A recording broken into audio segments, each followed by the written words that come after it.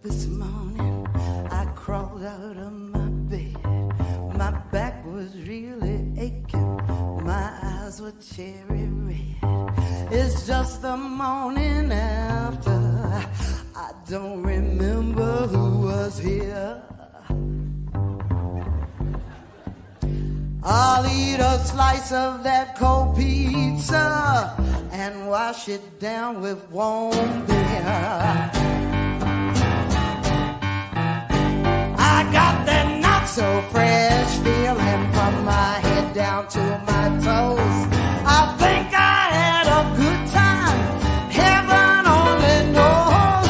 It's just the morning after. Lord, it's funky up in here. Help me now, yeah. I'll eat a slice of cold pizza and wash it down with warm beer. Yeah, you got it now. Hey, welcome to the Morning After with JP and Big Joe. My name is JP, and right over there, as always, my good man, Big Joe. Say what's up, Big Joe.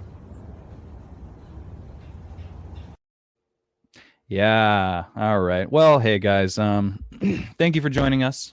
Today we've got Edgar Blood on the show. I'm very, very excited about that. One-man band, the heaviest, loudest one-man band there is. We'll be talking with him very soon. Yeah, it's Friday. Thanks for joining us. We're live, pal. Also, you can catch us on the replay.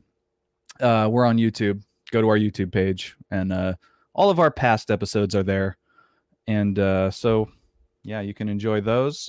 We also appreciate you showing up live. And if you're watching on the replay, try to show up live. It's fun. You can pop into the chat. You can tell us how we're doing right in the middle of our show. Not many shows allow you that sort of freedom.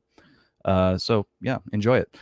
So folks, all right, I'm going to stop the act, and I'm going to let you guys in on a secret. Big Joe isn't actually with us. And if you're a keen observer, you will have known that, Big Joe's actually been absent, not just this week, he's been absent for the previous 2 weeks, which is, a shame.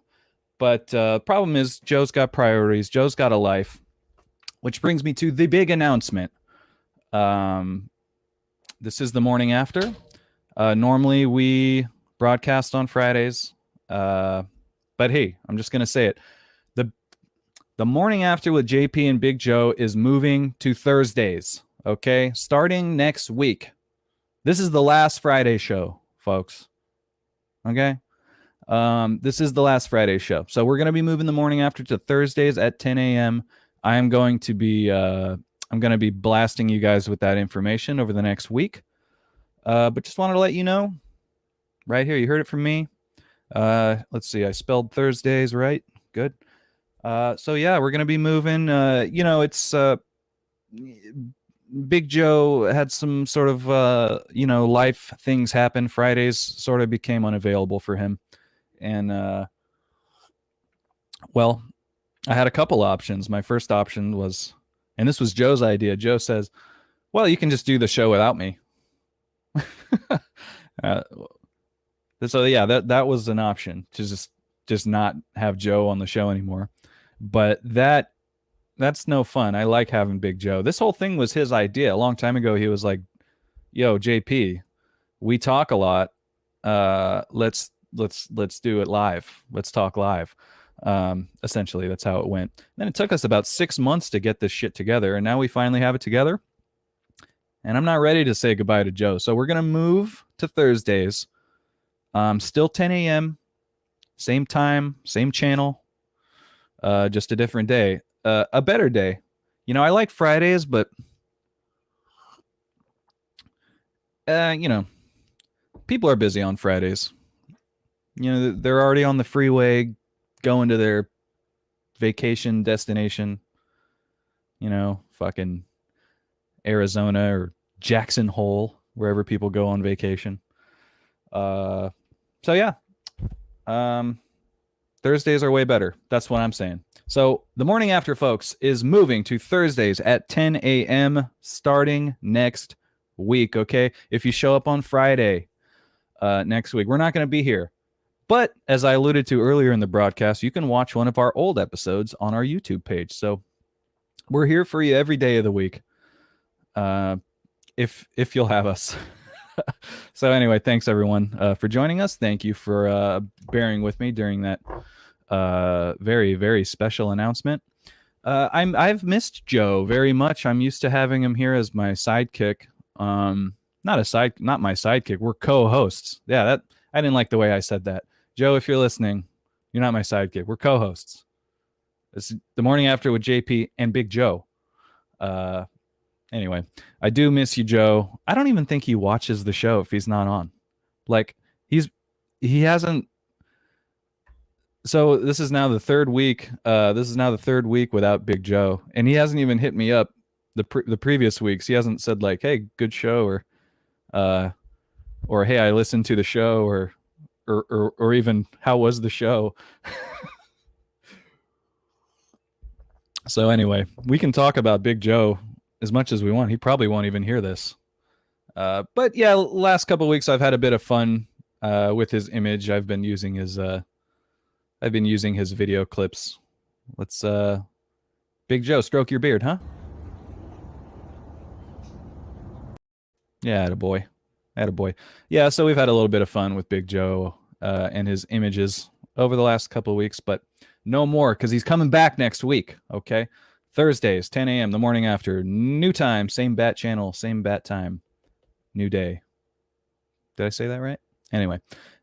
Alrighty. So, yeah, it's Friday. It's the last Friday we're going to do this stuff. But, you know, one thing I like about doing the show on Fridays, occasionally it lands on Bandcamp Friday, which is a really cool thing. Bandcamp, which is sort of turning out to be one of the best ways for a musician to actually get their music out there without the support of a label or, really, help with distribution and stuff like that. So Bandcamp, one Friday out of every month, they waive their fees, meaning whatever you pay to your favorite band for their merch via Bandcamp, Bandcamp's not going to take their slice out, which they normally do. So folks, if you have a favorite band, go to their Bandcamp, support them, go buy their shit. Edgar Blood, he's going to be on the broadcast a little bit later. He's got a Bandcamp. We're going to be talking about that. So yeah, get out there, say support your favorite dudes,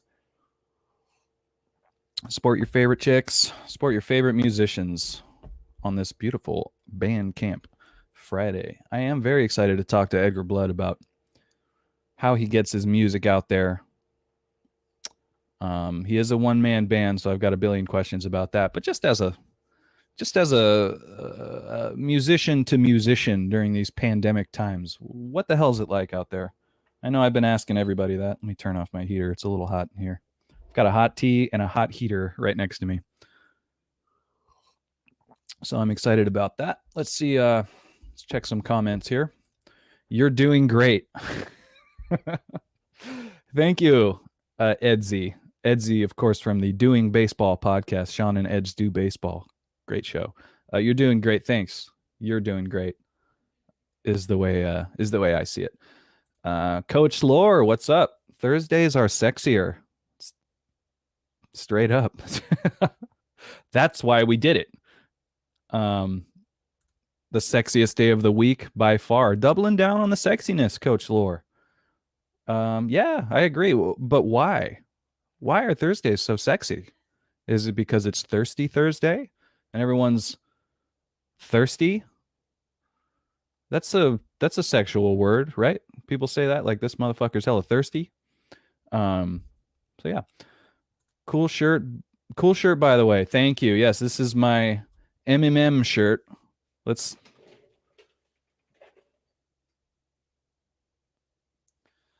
MMM, the rap singer. Yeah, this shirt was made by comedian JC Catlin. He's hilarious. You can find him on Twitter at I Eat and Drink. Or go to his website where he's got all these fucking awesome shirts. It's called sprots.org. It's like sports but misspelled, sprots.org. He's got fucking hilarious shirts, but this is one of my favorites. I think it's a pretty good drawing of Eminem personally, but MMM, yeah, Maybe you misspelled it, but I think it looks really cool. Anyway, thank you for that compliment. Really appreciate it. Warm up for Friday. Yeah, exactly. Yeah, people. Yeah, there we go. People love Fridays, right? So we'll be the warm up. Okay, we'll lead them into Friday. We'll hold their hands. We'll hold their hands. Take them to the promised land. All right. So thank you for that. Once again, thanks everybody for joining us on this Friday morning. It is the last Friday morning after. If you've just tuned in, we're moving to Thursdays at 10 a.m. Where's my graphic? Thursdays at 10 a.m. It's the new time. That was the big announcement. Maybe you saw my Instagram post. Maybe it sounded a little more serious than that. I was like, I have an announcement regarding the future of the morning after. And that automatically makes people go, is he quitting? Are they done? People love that shit. So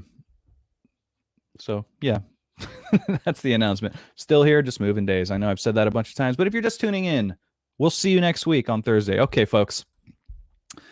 What do you say we bring in our special guest? This man from Vallejo, California. This is a one-man band. Now, I don't want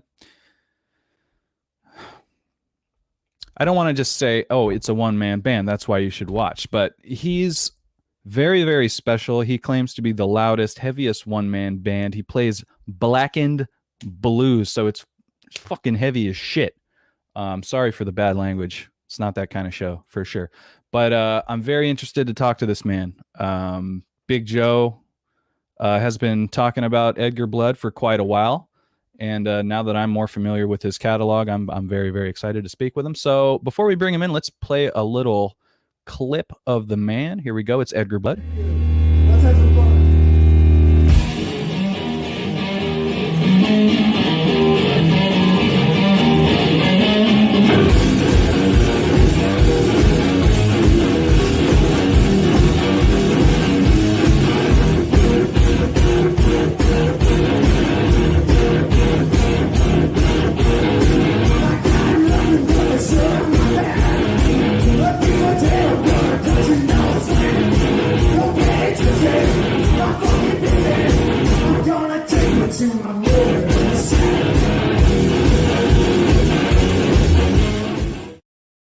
Fucking A. That is so sick. That song's called Murder Shack. That's like one of my favorite that I've heard so far. So yeah, without any further ado, let's bring the man in. It's Edgar Blood. What's up, Edgar Blood? How's it going? Good morning. Good morning to you, my friend. So yeah, we just played a clip of your song Murder Shack live. You know, I wanted to get a clip of you playing live. That way people understand exactly what the hell you do. Because if you listen to your record, you've got a new record. It's called On Behalf of the Dead. It came out this year. This year. It came out last year. If you listen to your record, it doesn't sound like a one-man band whatsoever. And I'm sure you're very proud of that. But first of all, let me ask you a question. As a one-man band, what is it like to go into the studio? How do you do it live, or are you layering your parts like a regular boring musician? So I mean, a musician doesn't really reveal his secrets, but okay. Unfortunately, to some degree, recording is a little different. You know, I do, you know, it should be pretty obvious that one of my biggest inspirations, one of many, but one of the biggest, is the White Stripes and Jack White and stuff. And if you go back to the early White Stripes stuff, you can hear it is just a single guitar track, the drum track that Meg's playing, and his singing. Yeah. The singing may or may not have been done live. He may have done that afterwards. But in the later albums, you can hear overdub guitars and pianos on top of guitars and stuff. So yeah, I kind of learned from that, taking the liberty of, you know, you have a product that you want to convey live, but, you know, people still want to have a nice polished piece of music that they want to listen to. So yes, at the end of the day, the recordings are me playing the foot drums and guitar. That is live. That is 100% live. So when you hear the recordings, you're gonna hear one of the guitar tracks and the drums that was played live. That was done at the same time simultaneously. But you know, I'll add a second guitar track to make it sound bigger, and So I'll add the vocal you tracks. walk sort of a tightrope a little bit, because you're in the studio and you want to be able to recreate these things live, right? But as you said, you want to make a product that is very polished and easy on the ear. So you sort of you walk the line a little bit. It's interesting because when I throw out my live stuff, of course, since the pandemic, I can post live videos that I've done in the past, but I've kind of gotten in tune with kind of the algorithm and how people perceive the videos nowadays. So I actually just cut little snippets in my garage where I'm playing live. And it's funny because I'm always like, oh, you know, there's a certain angle that I'm trying to approach being a one-man band, and that's being heavy. I want to make it sound like if you walk into a venue, I want you to go to the bar, grab a beer, and be like, wow, that's loud and just an onslaught. And I want them to turn. That's a full band. Yeah. I want them to turn and be like, oh shit, it's one guy. And every place I've ever played, that's happened. So I'm like, ooh, it's successful to some degree. that leads me into a question that I did want to ask you. Like, so when you do play live, all right, you've got you set up on stage. Maybe the crowd knows what they're going to see, maybe they don't. But when you sit down and you start playing those first notes, pardon me, what are you seeing in the crowd? Do you see like shock? Do you see confusion? What? Because there's not many of you. I'll say that there's not many one-man bands. So when they go to a show, they see a one-man band. What are you looking? Are you looking at confused faces that turn into like, holy shit? Or what is it like being up there? You said there's not many of us. There's a lot of one-man bands. We can talk about that in a little bit, but we will. I've actually got some, and I actually have some clips of some one-man bands, and a little later I'd like to actually get your opinion on some of them. We'll get into that later. You know, we don't have to talk shit or anything, but no. But I am curious. Well, what is it like when you're on stage? What is the reaction immediately when you start playing? So it's been mixed. I mean, I'd love to get to the point where, you know, I start playing and people just have fun and kind of just like, you know, on the heavier songs, maybe mosh a little bit and drink and have a good time.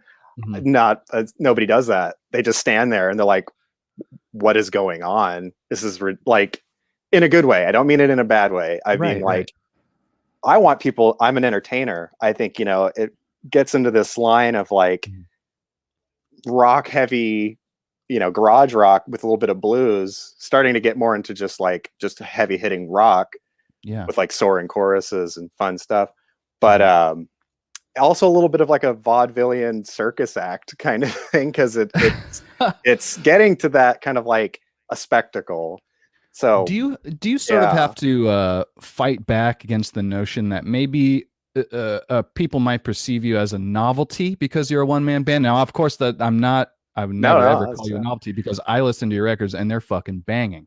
Yeah. But I try. do you sort of have to fight back against that sort of thing? Because most one-man bands are, as far as what I've seen, have been like street performers. And, you know, I hate to use the word novelty, but yes, sometimes it's a novelty. So how are you, besides just rocking, how do you sort of get people to understand that I'm a musician and I make songs, I write songs. Yes, I'm the one person in the band, but I'm a musician. I'm not a novelty. So it's really interesting because in a way, when I started, and people who, you know, I've got a decent amount of fans that are like, they will pick apart my music and have sent me like, hey, does this mean this? And does this mean that? A lot of one-man bands, when I started, the first album was very more blues driven garage rock. And then I started being like, there's a lot, not only are there a lot of one-man bands doing pretty similar, but there's a lot of just bands doing that sound. And I love my first album. Yeah. Not to toot my own horn. I listen to my own. I write music that I want to listen to. Is that what it is at the end of the day? And I'm happy with my first album, but I was like, this is it's a great introduction, but it's a little bit done before kind of sound. I'm not really breaking any molds. I'm not doing anything that hasn't been done before. So with like On Behalf of the Dead, I was like, let's get into more of like big choruses that are like almost like just catchy hard rock. You know, let's get in a little bit of metal. Let's get into a little bit, you know, let's branch out and make it this, you know, a bunch of different inspirations for one album. So, you know, it's when I started doing it, there's a lot of one-man bands that are kind of still aiming towards that, and I'm like, I got to change it up. I got to do something that's not necessarily been done before as a one-man, not only just as, you know, well, yeah, as a one-man band, because like I was saying, there's a lot of one-man bands and they kind of get pigeonholed into being a novelty. So what I try to do is, it's not a bad thing to be a novelty. It's not bad to have a gimmick. You know, it's funny because when you say novelty, I think of, again, I hate to say it, it's just the thing. It's like the White Stripes. When they first hit the scene, it instantly was like, this is a joke, this is a novelty. But then you had people that were like, this is great. And they saw it for what it actually was, which was, this is great songwriting and storytelling wrapped up in this kind of rockin' sound. And not to be like, oh, I'm just biting off of it. I'm like, oh, I'm taking a cue from it and kind of trying to put my one-man band spin on it so that people are like, oh, this is a one-man band, but not quite like I've seen it done before, which is, you know, and that's always, it's ever growing too. It's not done. It's not like, oh, that's the sound, I'm sticking to that. I'm like trying to make things harder for myself. I'm trying to make the songs more complex. You know? And that actually brings up a good point. So, you know, your first album had a certain sound. Your next album, On Behalf of the Dead, you've expanded a little bit, right? So my question is, like, do you ever feel limited, you know, in how far you can take it? Like what like, have you ever been like, I want to do this, but I'm just one man, for lack of a better, you know, term? Like, do you ever feel limited? Yes and no. I mean, it's I try and write. I definitely still don't want to throw something out on a record that if somebody were to be like, oh, he can't pull that off live, or, you know, anything like that. I definitely still remain in a boundary, but it's more of like, the boundary is out here.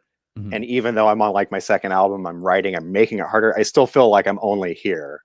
So there is a boundary. There will always be a boundary being one guy, but I feel like I still haven't even gotten to that yet. I feel like there's still plenty that I can, more tricks up the sleeve that I can probably figure out in the future.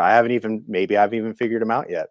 Well, that's amazing. I mean, there's more space for you to continue to explore. Have you ever okay, so when I talked to Big Joe leading up to today's show, he was like, man, I want to be in his band. I was like, Joe, I don't think it works that way. It's a one-man band. You know, he knows this. But he's like, but maybe, you know, one day, you know, he'll like expand, you know what I mean? And he'll need a, you know, a little backing, you know. I'm not going to be next to him on stage. I'll be back behind the amps, you know what I mean? Like playing bass. Have you ever considered that? Like, will you ever like grow to the point where maybe you might need like a backing track or a backing musician? Have you ever considered that?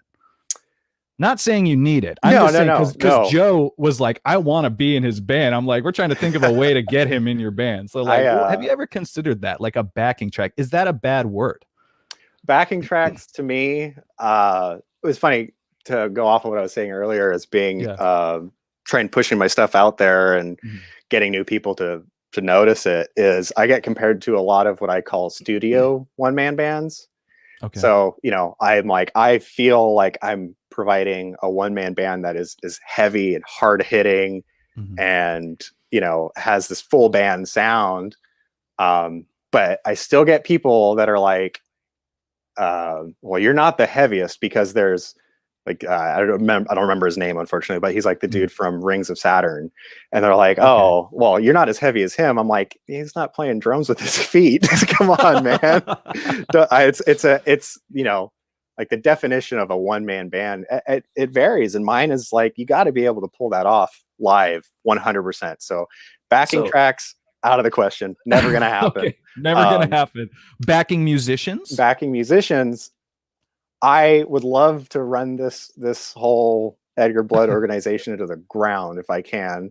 Let's just put it this way: the Black Keys got too big to be a two-piece. So, right.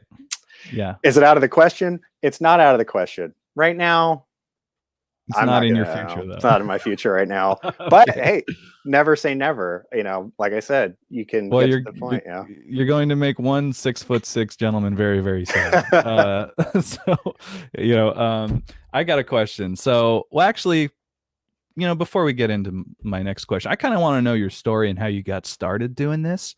You know, obviously, you don't learn to play all the instruments at the same time. What was your first instrument, and how did it sort of evolve into what this is now? So it's an interesting. No, it's not. I hate to say it. It's not that interesting, but it's fun. So I started. My dad played bass, so I was always around musicians. I was always around music. I was schlepping his David Eden 410s around when I was like 9 or like 10 or something like that. Good kid. So, and when I was 9, I was like, I want a guitar. My dad, being a bass player, is like, all right, I guess I'll get you a guitar. He's like, man, he wanted you to be a bass player? Yeah. He totally was like, but I could teach you bass. And I was like, but I want to play guitar. So I got my first guitar when I was 9. And I was absolutely horrible until I was about 10, maybe early 11. I figured out tabulature, and I was like, the minute I figured out tabulature, it was game over. I was like, I want to learn everything. I want to learn everything that I listen to. I want to learn the whole albums. I want to learn both guitar parts. I want to learn the whole shebang. Oh yeah. So I was like, and I was a metalhead kid, so I was like, it was all Linkin Park and System of a Down and Mudvayne and Slipknot, and I was like, I'm learning these songs. I'm going to learn these songs, and you don't have to read music with tabulature, so we can all learn these songs. It's great. So guitar was the first and foremost one. It was, you know, the first I dipped my toe in. I guess technically bass, because I held the bass and I was like, I don't know what to do with this, but but guitar was the one that I was like, I'm going to learn this. I want to continue growing. I want to educate myself and learn. Then I started a band with one of my best friends, Josh Bryan, and we eventually met a drummer when we were in middle school. And then in like ninth grade, he was like, hey, his name's Stewie Corpses, which is where it comes into play. What a name. You know, well, Edgar Blood, Stewie Corpses. My friend Josh Bryan's was Brian Vane. So we were like, we want to do a horror punk band. And we started doing it. That's kind of where the name comes from too. As the first band I was in was the Corpses. We were just a straight, just horror punk, thrashy, gross punk rock band. And of course, with that, that was like when I was 13 or 14, I finally had, basically, because we had our buddy who had a drum set, I was like, well, now I basically have access to a drum set too. So when we weren't practicing and rehearsing, I would go hop on his drum kit and learn. But eventually, I ended up being in other bands playing guitar, but then I also started picking up being in other bands as a drummer, like a pop punk band, then like a straight, like, I don't know what you'd call it, like Fall of Troy, proggy, mathcore. But man, you've been all over the place then. Yeah, I was in a reggae band too. Whoa, you're very diverse. Wow. Yeah, so I come from. It's great because I can pick and choose from all these things that I've learned from and throw it into. There's never going to be any reggae in Edgar Blood, but it's all of it was just coalescing to learning more instruments at the end of the day, because I would dance around. And then how the one-man band thing came about was around the same time when I was about 16, the Corpses were going full force. We were playing shows pretty much every weekend, and we actually got in with No Name from Live 105. Oh, and he started that guy. Dude, he's amazing. Dude. I just got a free TV from him like a couple weekends ago. Oh my god! Shout out to No Name. That dude is so nice. Anyway, please continue. So he started playing the Corpses on his like midnight like punk show on Live 105. And it was funny because he'd play whatever he thought was like, oh, the gnarliest, grossest Yeah. punk rock, local or old or new or whatever. So we kind of, we touched base with him, and he's an amazing guy. This is in the MySpace days. Yeah. So What year is this? What or would you? 2006, 2007, something like that. Okay. And so, funny enough, since we were always, not always, but occasionally interacting with No Name on internet or in person, I remember going on his page and they had the top 8. Ooh, the top 8 of MySpace. And one of his top 8 people was Dead Elvis and his one man grave. And to this day, that is, and if I can get him to watch this, he is single-handedly the person that made me intrigued by one-man bands in the way that he was doing it. So you've got a lot of one-man bands like Reverend Beatman or like Dollar Bill. They're usually kick drum and a hats, and they're just stomping and alternating and stuff like that. But it's very just blues, almost a little bit of psychobilly, rockabilly, and it's just a dude with a big guitar with, but Dead Elvis was like, no, I'm going to put a snare. He may have gotten that from somebody else. I don't know, but he was the first person that I saw that was using a stick to hit the snare with his foot. And I was like, that is the coolest thing I've ever seen in my life. And I was like maybe 16 or 17. I see. And then so fast forward to maybe 2011. I was like 20, 21 or something like that. I actually tried this before at my old garage at the old place, and I instantly was like, I can't do this. Like, I was just like playing guitar and like, I was like, no way, I can't do this. How did you have it set up that first time? First time, how did you have the stick? What was it like? It was gnarly. It was so, I took this rig kind of started off the same way. It was just parts that I was like, well, I got this kick drum and I've got this snare and a snare stand. How can I do this? So, but back in the day, what I did, it was just a kick and a snare and a guitar, and I was just sit on the amp. Same amp that I use now, actually. I took like a screwdriver and like cut it, and I zip tied the drumstick to the screwdriver, and then put it in just a regular kick pedal. And that didn't last very long because the zip ties would break and stuff like that. Nowadays, I have my whole like I'm not manufacturing, but I have a process to make them so that they're sturdy as hell. I've never even broken a stick live. Oh wow. Wow. Ever. Wow. So so again, this is like 2007. You're starting to experiment with one-man band sort of setups. Dabbling in it and failing, and I dropped it. I did. I was going to say, was there a lot of trial and error when you were first getting your setup together? Yeah. So the first time, that was back in the day. I mean, it's a footnote, honestly, because that was only maybe a month of me kind of dicking around with it and being like, let me see if I can make this work.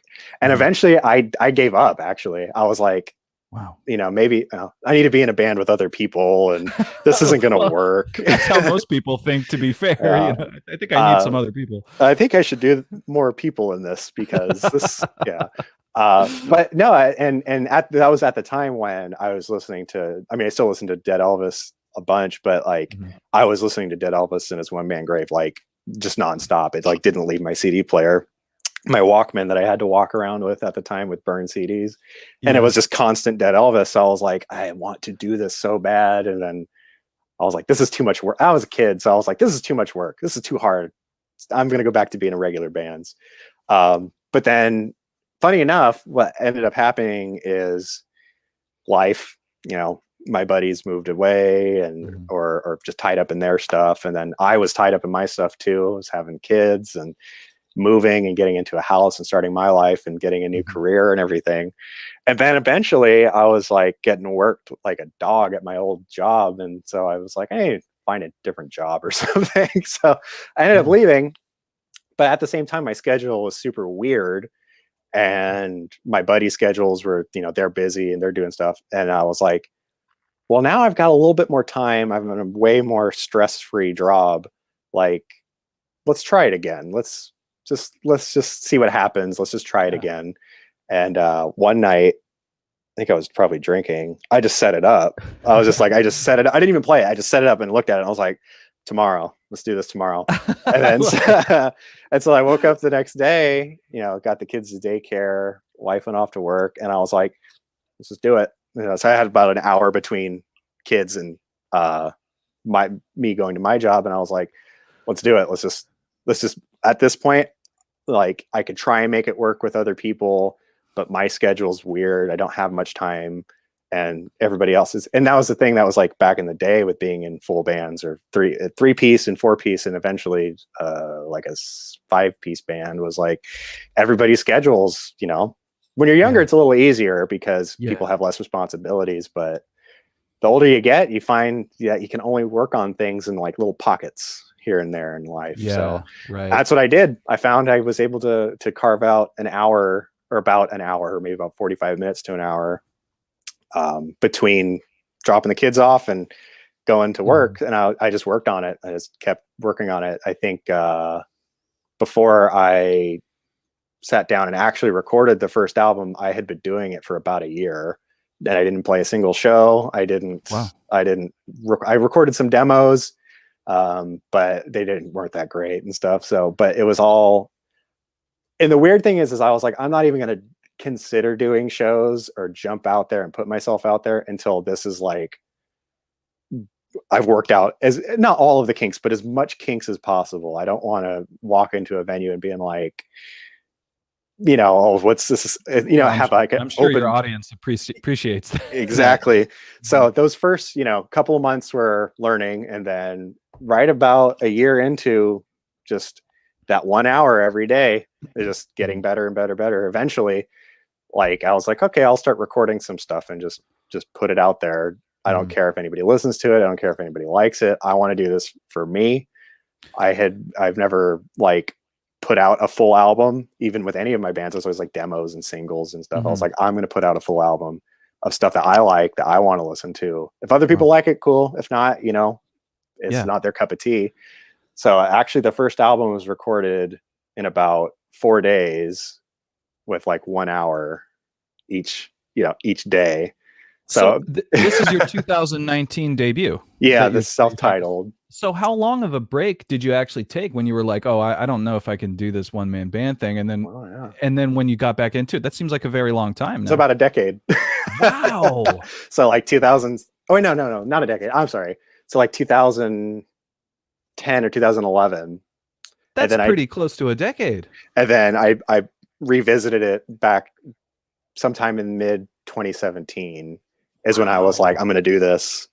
And then 2018 was all just practice, learning, trial and error. And then 2019 is when I put the album out. So, but like, again, like when I was recording the first album, I had those songs were done and had been done. And I was like, the only way I'm going to be able to record anything is if I can literally just lay down the track like that. Just no second takes, no nothing.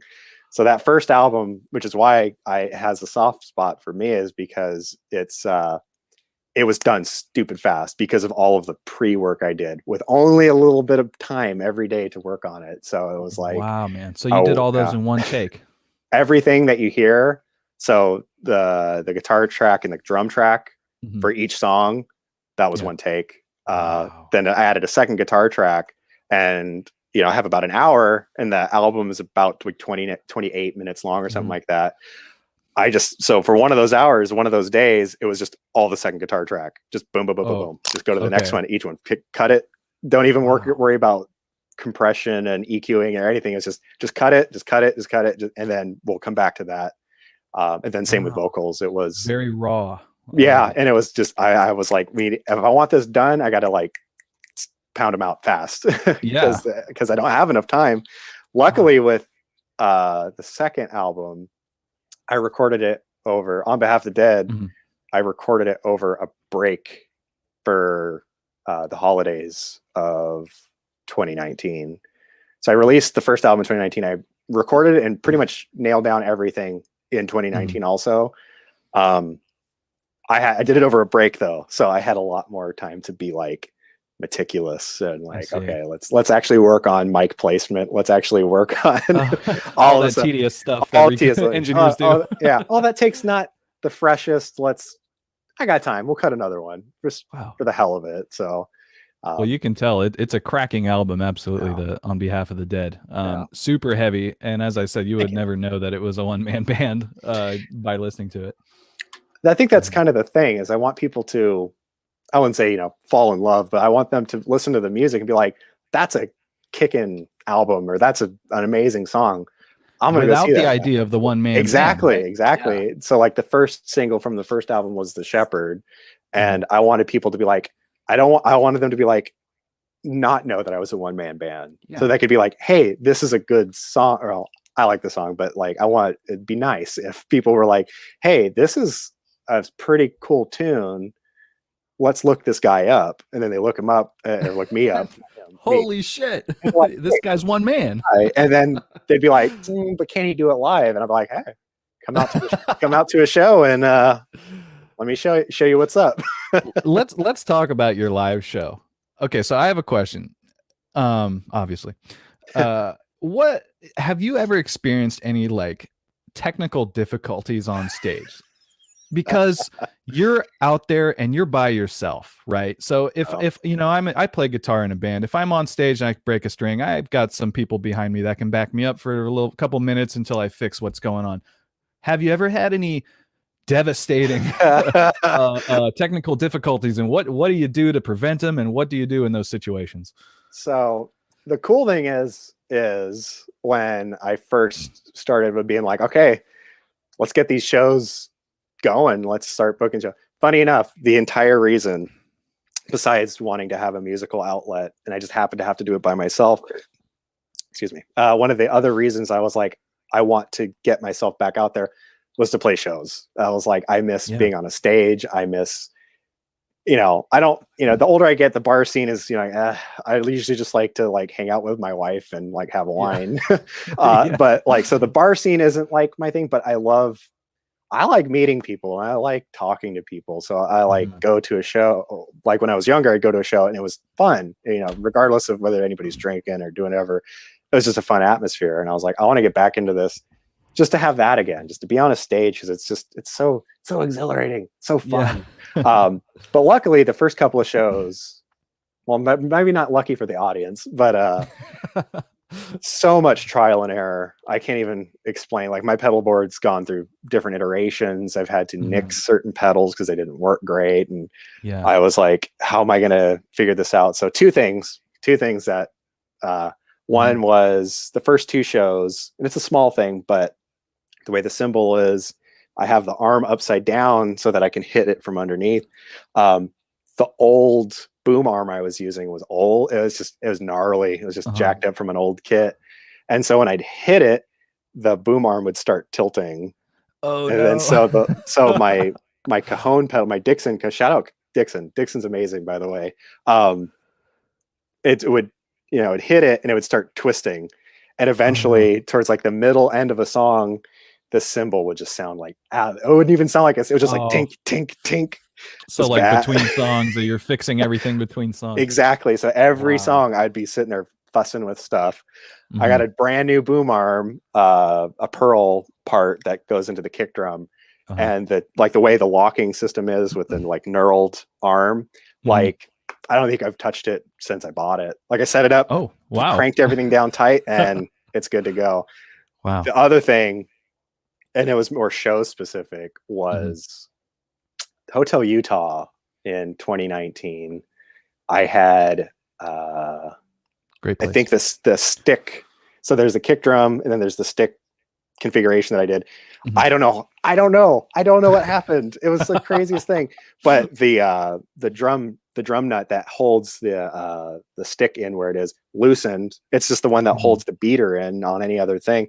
It loosened. I cranked those things down so crazy, and somehow it got loose, and I'm hitting it. All of a sudden, the snare is just gone. So it's just like the kick drum and the hatch of the kick drum and the cymbal, and then no snare. So the cool thing is, well, not cool. It's not cool. It sucked. It was embarrassing as hell. Two parts to that was one, I've learned through like the Corpses and some of the other bands that most of the time, if you don't let anything go, people won't be the wiser. I kind of played it off. I improvised, I switched things around, and I ended the song. And then I was like, hold on, let me fix this in the second thing. I don't know why I'm saying it like I was talking to anybody, because the second thing about that show is there was no one there.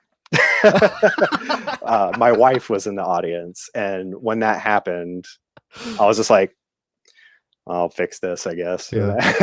There was Sorry, nobody babe, there. hold on. Thank you for coming. So it was really interesting, that show, because that was almost a make it or break it show for me, because nobody was there. There was zilch people, and then I promoted it, obviously, and obviously I haven't, not where I want to be necessarily. I want to, keep biggering, as I say, but Ooh, I like that. Yeah, I'm gonna remember that. Keep biggering. It's the Lorax, but oh, okay. So the Onceler says it or something. But this is Dr. Seuss references in here. Hello, so, I'm gonna use it.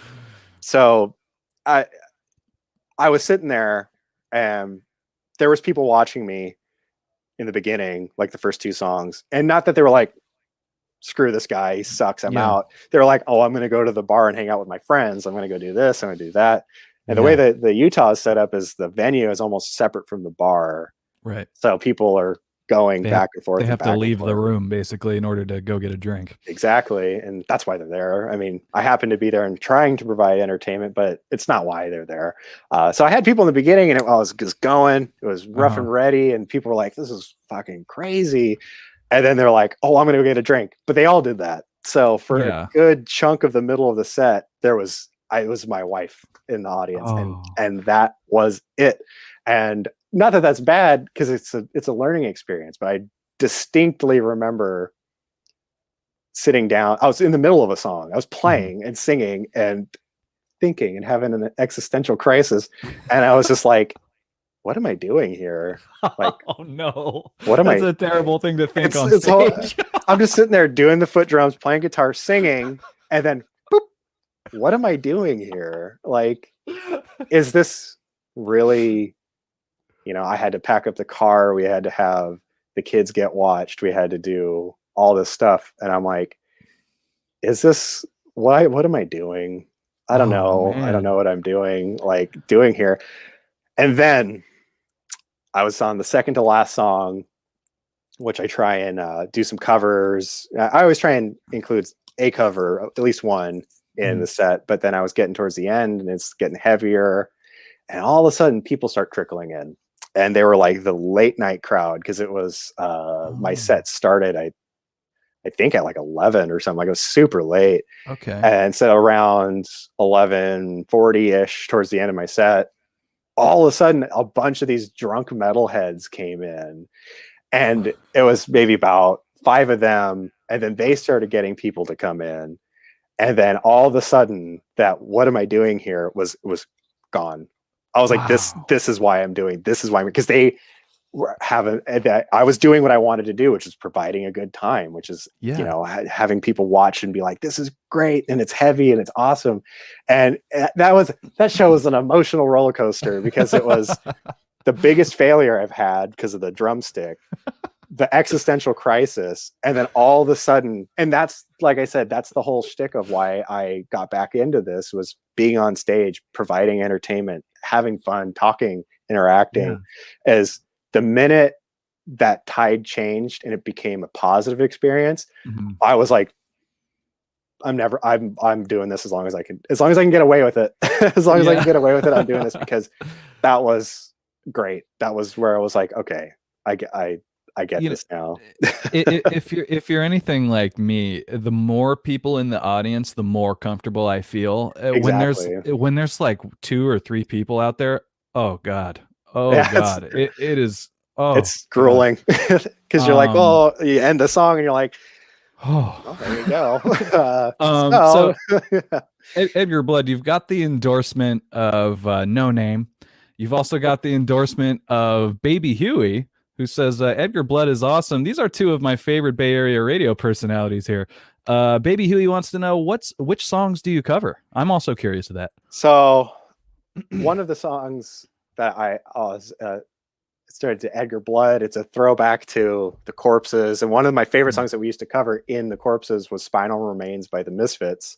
Oh, wow. And I was looking through the catalog, and I was like, I could totally do this song because the drumming is a little bit more on the simple side as opposed to the rest of the songs from the like Static Age era. I was like, oh, I can totally do Spinal Remains.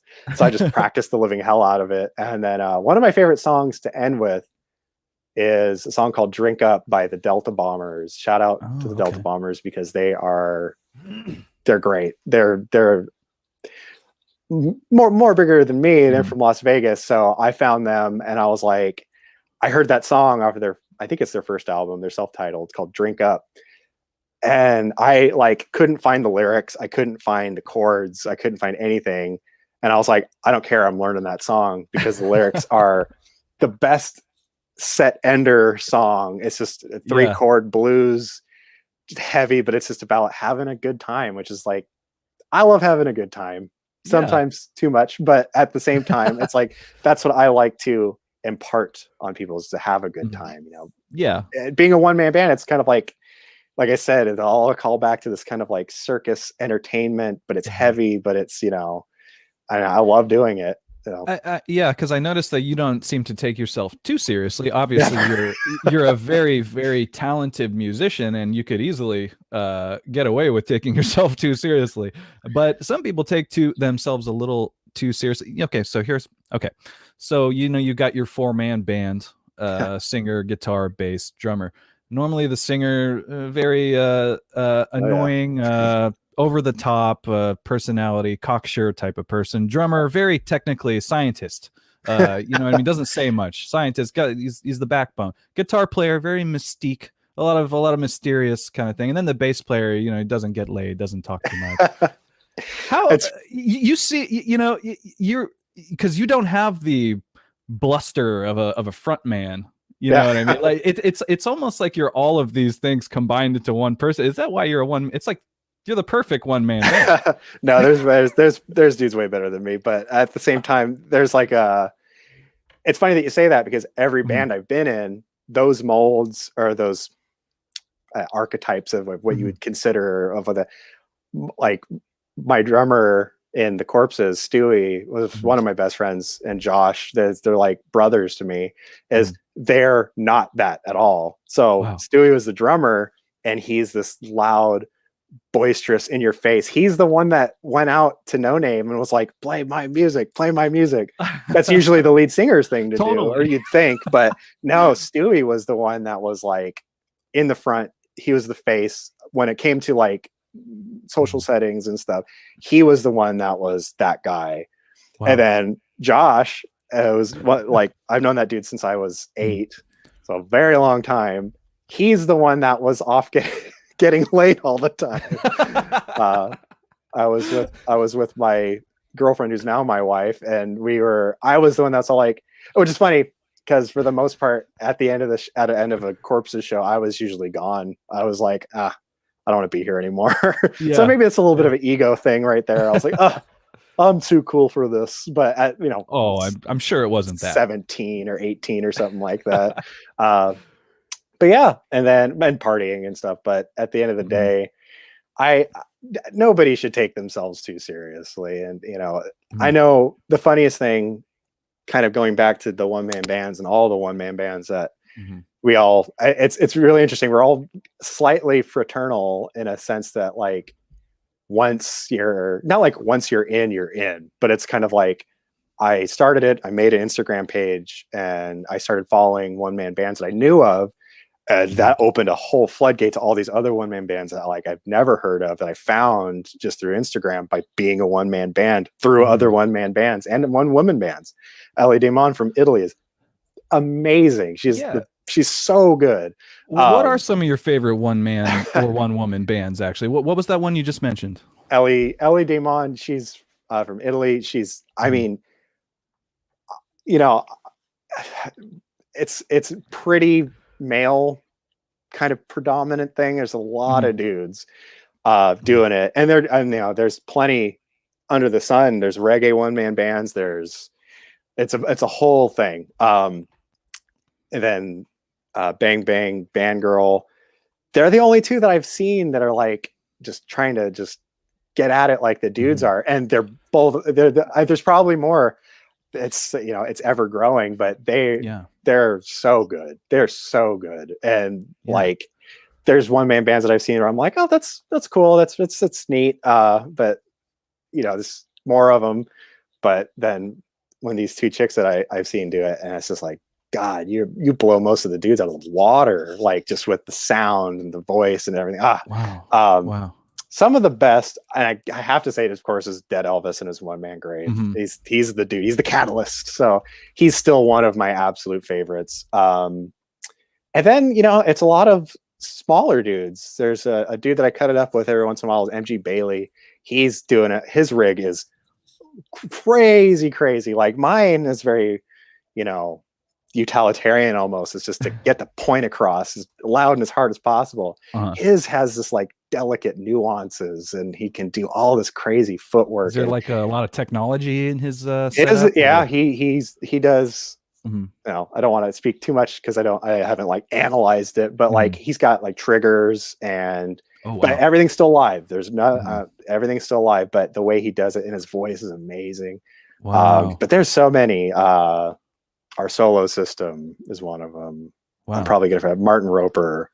He's really good. He's got this like 30s blues vibe that's just like, but it's very like he wears like a tweed like thing. Dead Elvis, yes. Yeah, here's some Dead Elvis. I've got the audio turned off because I don't want to get copyright dinged here. But oh no, for sure. Yeah, but this is Dead Elvis. What a look, this is sick. That's the guy, dude. That's the dude. So this is the dude that like really got you back into it, right? Yeah. Well, no, he's the dude that got me into it back when I was like 16 or 17. He's been doing it he's been in the game for a long time. Wow. The other dude has been, you know, one man bands is like a whole nother 1 hour conversation because I mean, there's dudes like Reverend Beatman. You can go back to Bob Log III. There are all these dudes that have been doing it for long. They're like OGs from a start of a certain generation, but then you can go back to like 20s and 30s, and you can go into. I was going to ask you that. if you know, like, what is like the earliest incarnation of a one man band that you know of? Because you know, I've seen some, but I can't think of any, you know, past the 1990s. So there's a specific thing called like I'm going to say it wrong, or so it's like a tuber and something. So it was a drum that you hit with a stick that had jingle bells, or like almost like a tambourine, and they would hit this basically a tambourine against this drum, and they would sing. And that was they considered. I mean, that's like 1700s France or something like that. It's like, but that was what they considered the first time somebody was like, I'm good at this thing and I'm good at this thing. I'm gonna do them at the same time. It was just vocals and drums, percussion, basically. But then it really had a interesting renaissance in the like 40s and 50s. With dudes that are actually playing instruments simultaneously. Usually harmonica and like a kick drum or something like that. But I mean, I think that's why it always has this like a foothold in the blues, because I think along the lines of like what you're hearing, and it's like one dude's like obviously the greats like Howlin' Wolf, Robert Johnson, all the Son House, the songs that are just slide guitar vocals, they're tapping their foot at the same time. Yeah, you know, they're keeping time, and you can hear the foot. Like it's like this thing. It's, you know, all I'm doing is just taking that concept and just making it just bloated as hell. But yeah, so essentially, it's like some of those old, as you like Howlin' Wolf, very raw to begin with. Right. You know what I mean? And then you're sort of just adding your, you know, a little more, as you put it, you know, you're adding a little color to it. That's the plan is to sound, you know, as much like a full band as one dude, but still, you know, that's how it started. Was like, how I want to make the sound as big as possible, being one dude, and I'll keep the one man part of it, you know, there, but not like the forefront. Now I'm like, no, I own it. I love it, and it literally has to do with the community. The one man band community is because everybody's so nice, and you know, I don't think I've ever met. You know, it's funny because it's usually the fans of other one man band, one man studio bands That's the only negativity I've ever gotten, was people being like, well, that's not heavy. You know, this guy's heavy. And I'm like, he's playing to backing tracks, or he's, Yeah, you know, that doesn't count. yeah, I'm like, It doesn't count. It's not necessarily not a one-man band. It's just that the definition to me is it's different. It's a little different. Well, it's completely different. You know, with it, there's the band Toxic Holocaust, a big thrash band. It's all been done by one guy, this guy Right. Joel. He does all the instruments, but when he goes and plays live, he's not playing it by himself. He hires a band, you know what I mean? So in my eyes, that's not a one-man band. It's a band. It's a band. Dave Grohl and the Foo Fighters. That, well, I forgot the name of the album. I'm not deep into it, but like The Color and the Shape, I believe, I think it is their second album.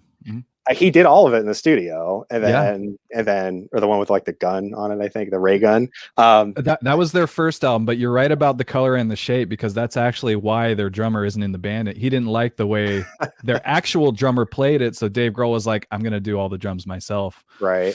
So Awkward. I think, darn.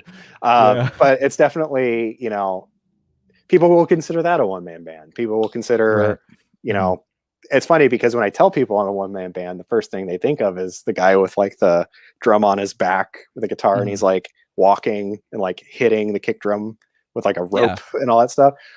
So it's funny because I do get that. They're like, oh, one-man band, like the street performer guy with the drum on his back. I'm like, not quite. But, you know, so everybody's definition of a one-man band seems to be different. And the only negativity I've gotten is from fans of studio one-man bands. But other one-man bands, like, I don't know, it's kind of feels like we all have each other's back. You know, we're all like, you know, we're all alone, but we're in it together, kind of weird way. Because that's such a nice way to say it. I love dude, that. I'm serious. Some of the, like, I cut it up with some of the other one-man bands because we're like, hey, it's not like well, you're biting off of me and stuff like that, because if you look at it, everybody's doing something relatively different. Their angle, their ingenuity for their rig and stuff like that. I think, which is funny because I'm trying to get more like people who don't know what one-man bands are or don't think it could be like this to get into one-man bands, because maybe they will find a Dead Elvis or an MG Bailey or, you know, whoever, and be like, I didn't even know this world existed, kind of thing. Wow. But we're definitely, we don't bite off of each other, but we also appreciate what we all do.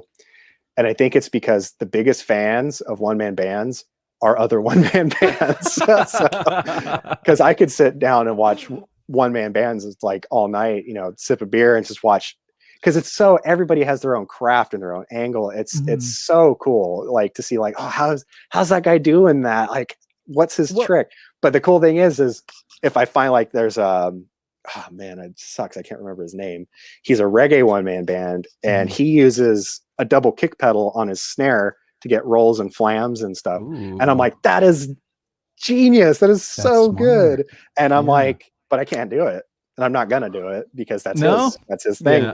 Okay, it'd be like a little infringement of intellectual not property. Just infringement. I guess not just infringement. It's in a weird way. There's a respect among everybody of that. Totally. Like, I've had, I figured out a thing for the cymbal, and I've had other one-man bands and just people in general be like, how are you doing that? Like, what is that? And the funniest thing is most one-man bands probably, I don't think most, but some of them might be like, oh, like I said, a magician never reveals his secrets. They might be like, oh, I'm not going to divulge too much. I don't want to give away the trick or the secret, but also because I don't want to get copied. Like, I'll tell anybody, like, this is the gear I'm using. This is how I have it set up. This is what I'm doing to accomplish this. Because at the end of the day, somebody could just look it up and do it anyways. It's not. Also, are they gonna?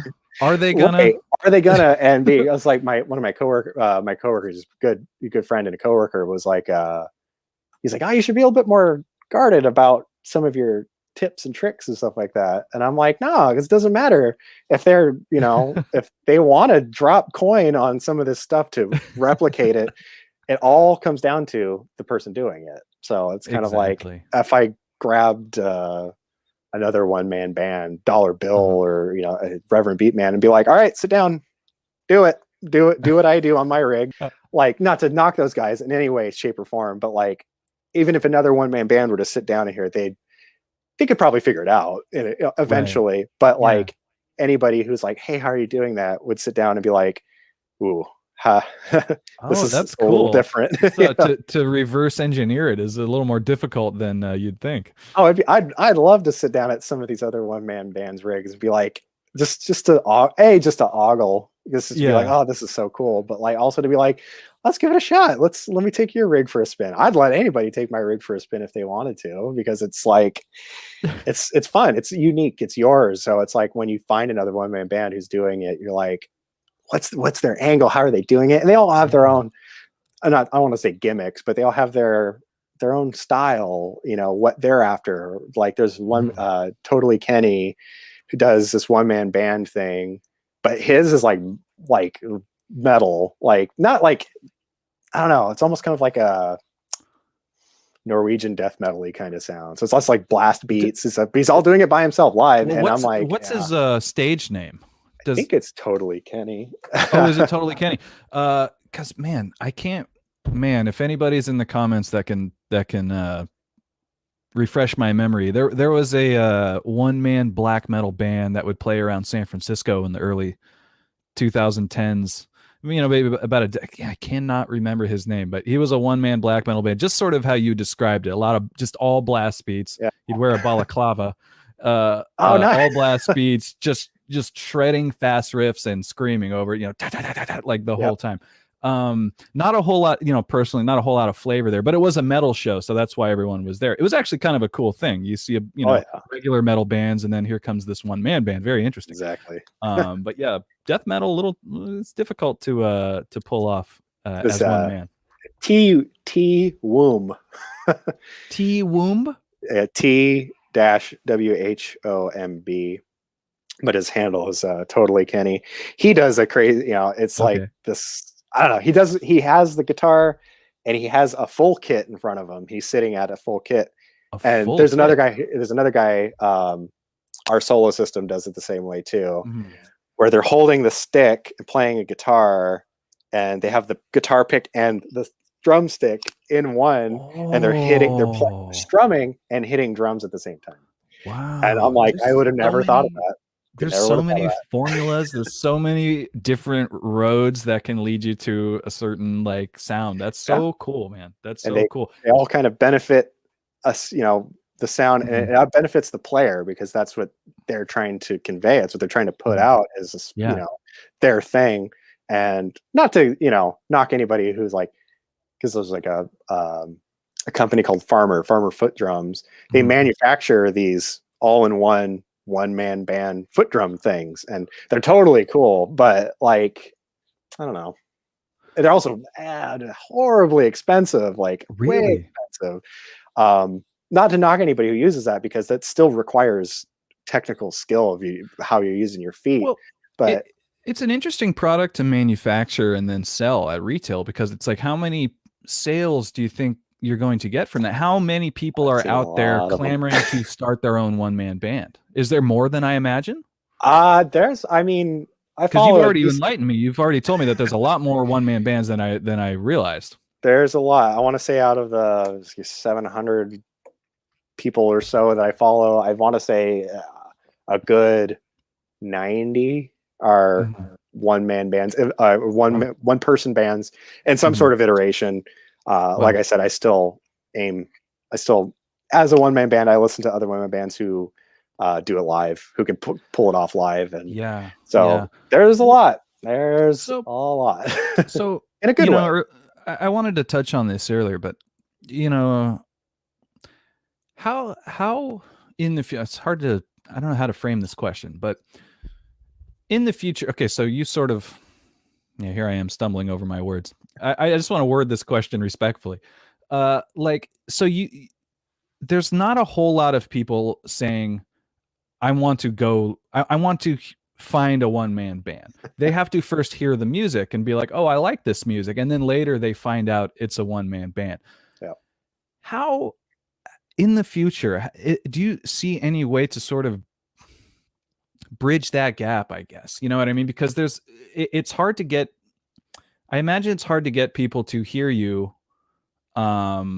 just in general, as a musician, it's hard to get people to listen to you in general. Oh, yeah. But how do we bridge that gap between you know, the casual music listener and the one-man band? How do we get them there? Because you have to search out one-man bands right now. There's not just like mainstream bands that they can listen to and be like, oh, that's one man. So you're a very niche sort of thing. But how do we bridge that gap between the casual music listener and the one person band?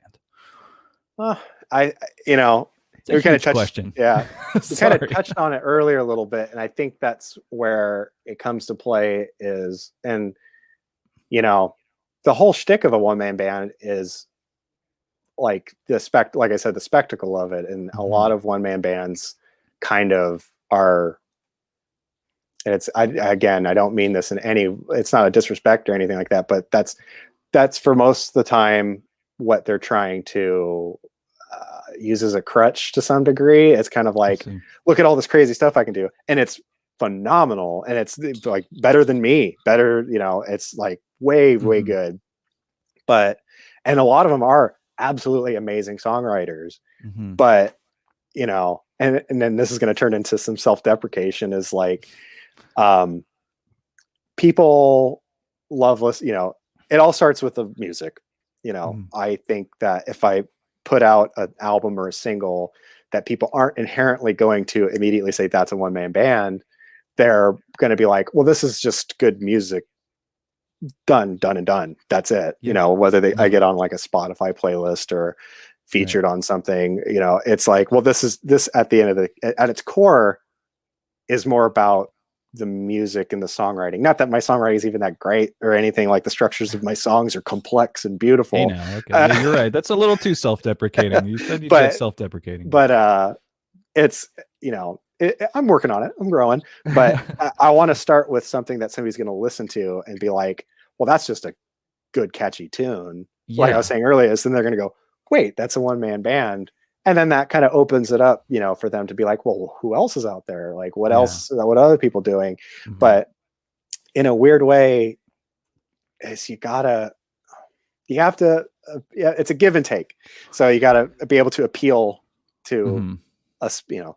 This is going to get into music industry level, kind of like, you got to know your demographics. You got to know who you're aiming for. You got to know like what is the niche within your niche that you're going to pump this and advertise, or hit up promoters who are in that specific niche within your niche.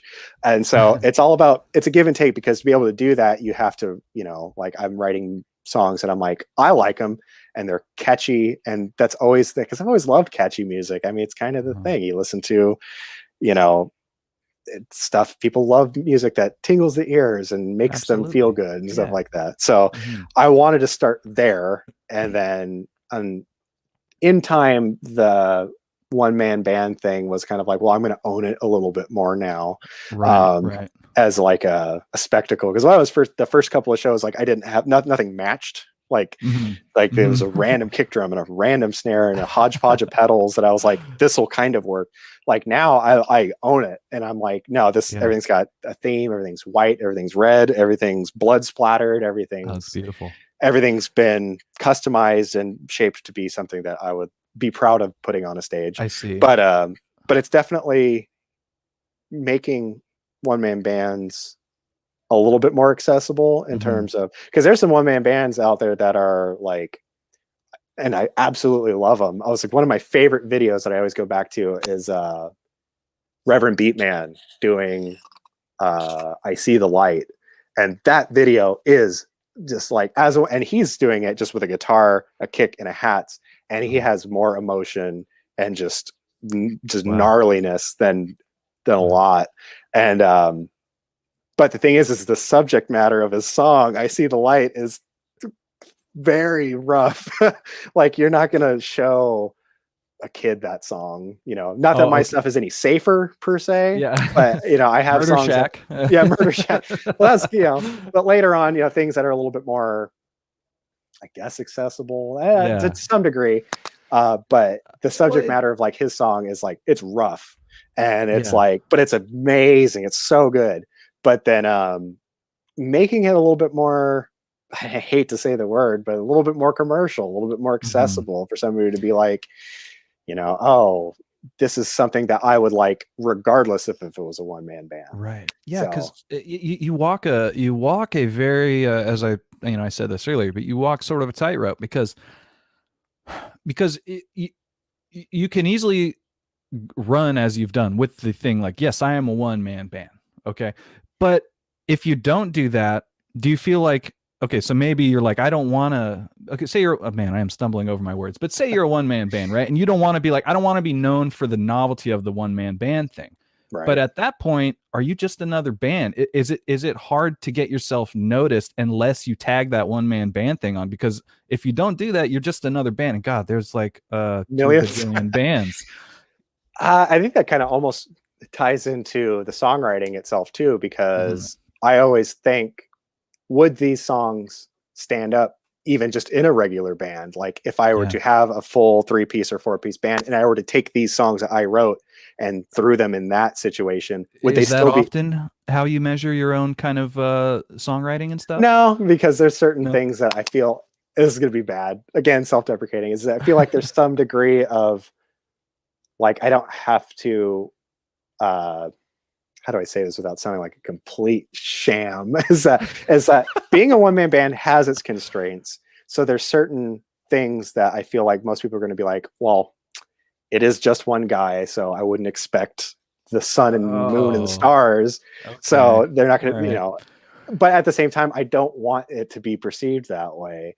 If these songs can stand up and be good songs in a full band, then that's when I know I'm like, okay, this is better than you definitely got something there. Yeah. So it's not a total, because there's still some songs that I'm like, no, I just want this to be a rip roaring, just a haul ass song, regardless if it's that or not. I just want it to just be a banger, and I put that out the window. But the more songs that I perceive as being a little bit more serious, especially with writing new material, is that I want it to be like, that's the thing, is like, could this stand up in a full band? Is it that good? Or am I leaning on being a one-man band as a crutch to kind of not work as hard to write good music? Because like I said, at the end of the day, I want that, if I leave a legacy, and they're like, oh, he was a great one-man band, that's cool too. That's cool. But I really want it to be like, he was a good songwriter. He was a good musician.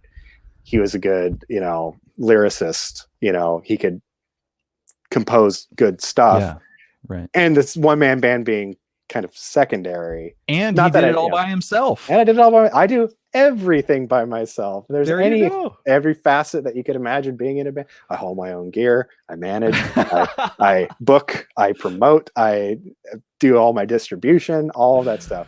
Anytime. So, but it's fun.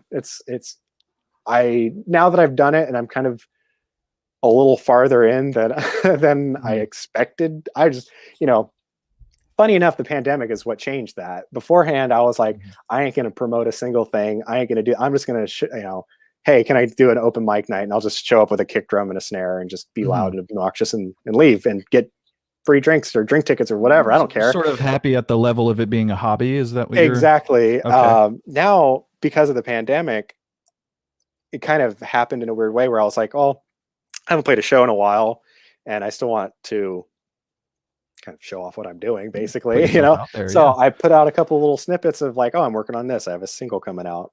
And all of a sudden I noticed people, and then that's when people noticed, were like, hey, this is interesting. And I was like, oh, I'll just keep this train rolling then, because I can't play shows right now, which is what I wanted to do. So I've been delving more into like, the social media stuff, and it's great. I mean, people dig it, and if people are digging it, then that makes me happy, So and you've also sort of found a community of one person bands too, and that's got to feel really great. Yeah. And so now that I'm like, well, I kind of built something out of nothing. So now I'm like, well, I'll just keep going. So now you got us interested. Now you got to do this shit, man. Yeah. So there's a scene in Shrek Forever After where the kid's like goes up to Shrek and he's like, do the roar. And then the truck's like, what are you talking about? And he's like, do the roar. Cause that's what he's known for, is this big, crazy roar. Yeah. And so now I'll do posts where I'm like, oh, I'll post an acoustic cover, or I'll do gear spotlight where I'll show off like I'm working on my pedal board, or oh, I just refinished Telexing an amp, or Do the roar. and then I'm like, I got to do the roar post now, which which I love doing it. That's funny. Well, you got to remind them what you do. Yeah, it's do the roar. But I think the sentiment isn't, it's everywhere. It's just, I just can't wait to just get back to playing shows. Yeah, that is my absolute favorite part of doing any of this, is going and playing shows. That is the funnest part. Yep. Yeah. Since we're not doing shows, what do you got going on in 2021? Because I know you're planning a new album. Is it going to come out this year? So what can you I'm tell us? just about done. Well, I do everything in house, because I'm one dude, and I got kids, and I got, the money I do make has to go to, my responsibilities. So I learned how to record, over the years, and finally at a place where I'm pretty happy with what I can eke out of my own house. Yeah. So I have time. Did you record your previous album at home? Yeah, both of them. Sounds great, man. By my own, by my lonesome. Sounds great. Sounds great. But so I'm working on a third album that I'll probably going to record over the course of the summer, because now that, between I do go into work every once in a while, but I'm mostly, I'm home and I have the kids, so I can set stuff up at my leisure and take time and nitpick. So over the summer, I'm probably going to record a third album, and I'm going to try and put it out near Halloween, maybe before Halloween, sometime in November. Ooh. And I've already got the songs are done, but I got to record them, and I got to reach out and advertise and publicity and stuff. So, all that publicity. Yep. Yeah. Well, when it does come out, please come back on the morning after. We'd love to talk to you about it and stuff. So hey, do you have anything else you want to plug right now? Actually, I do want to talk about it. Once again, I want to remind everybody that it's Bandcamp Friday. Folks, it's Bandcamp Friday, which means that when you buy from your favorite artist, they get 100% of the revenue. That's great. So fucking buy from your favorite artists, folks. Okay. I think my Bandcamp has a couple of acoustic cuts and demos and stuff that you're probably, there's a demo acoustic songs that aren't on like Spotify or your usual joints that I get distribution from. But it's Bandcamp Fridays are good for all artists. So you absolutely, right now is the time to be supporting your local artists, and whether that, even if it's not just music, physical art. I have friends that do amazing spray paint and a bunch of crazy stuff. Like everybody's hurting. So all artists are just kind of sitting on their hands. Yeah, it's kind of waiting to see what's going on. Yeah, man. Edgar Blood, man, it's been such a great time talking to you today. Is there anything else that you wanted to promote today? Anything else you wanted to plug? I mean, there's probably so much that I can't even remember right now. So, look up not just one-man bands, look up your local one-man band. Because I guarantee you, if you look hard enough, there's where you live and somewhere close, there's probably another one-man band. And I guarantee you that dude is as passionate and putting his entire heart into his one-man band project, so humor us. Give respect. And if you're in the San Francisco Bay Area, your local one-man band, Edgar Blood, ladies and gentlemen. Thank you so much for being on the show today, Absolutely. man. Thank you. You're welcome back anytime. Open chair. When you get that album out, come back. We'll chat. Hopefully Big Joe's here and he can ask you some questions, because I know he's got a lot of questions. Absolutely. And I hope he didn't hear the show today, because he's going to be very disappointed when you said that you can't be in your band. Not yet. Just not now. Not yet. Okay. Well, Edgar, thank you so much, man. It's been a blast, and we'll talk to you soon. Okay, man? Take it easy. Thank you so much, Edgar. Wow, what a guy. What a guy. Edgar Blood, man. I had a lot of questions about one-man bands, and I didn't really knock them all out. And I even had some videos I wanted to watch of other one-man bands that I kind of wanted to get his opinion on. But the more I hear him talk about it, the less I wanted to play those videos, because they're sort of, as we mentioned, like as we were sort of talking about, there's sort of novelty. Some of the videos I saw, because if you just go into YouTube and type in one man band, the most watched videos are going to pop up, the most extreme scenarios. So you've got some crazy street performers and stuff, and that's not exactly the same vibe that Edgar Blood puts out. So I didn't want to waste his time with any of that, or your guys' time. So I really appreciate Edgar Blood jumping on the show. What a fucking nice guy. What a nice guy.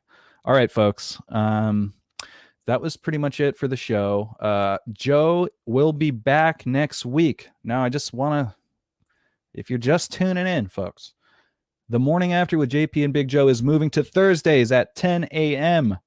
Woo! We're going to have a commercial for it.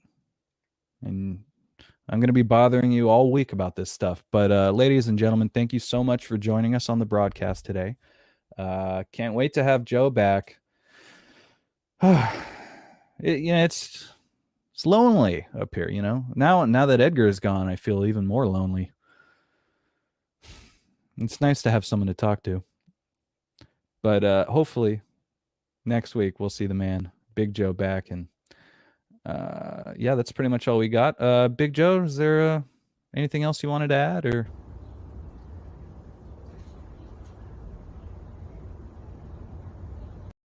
Haha, we're still having fun with that. Okay. Anyway, folks, thank you so much for joining. We'll be back next Thursday at 10 a.m. because the morning after is changing to Thursdays. Once again, thank you to the man, Edgar Blood, for joining us on the show today. Check out his Bandcamp, edgarblood.bandcamp.com. Check him out on Instagram at edgar.blood. I had so much fun and I learned so much. I want to get in. I want to get inside the mind of the one-man band. I want to know what motivates him. So that felt good. So yeah, guys, had a great time, and we'll see you back here on Thursdays. That's going to be it for me. So thanks for joining us on the morning after with JP and Big Joe. We'll see you then.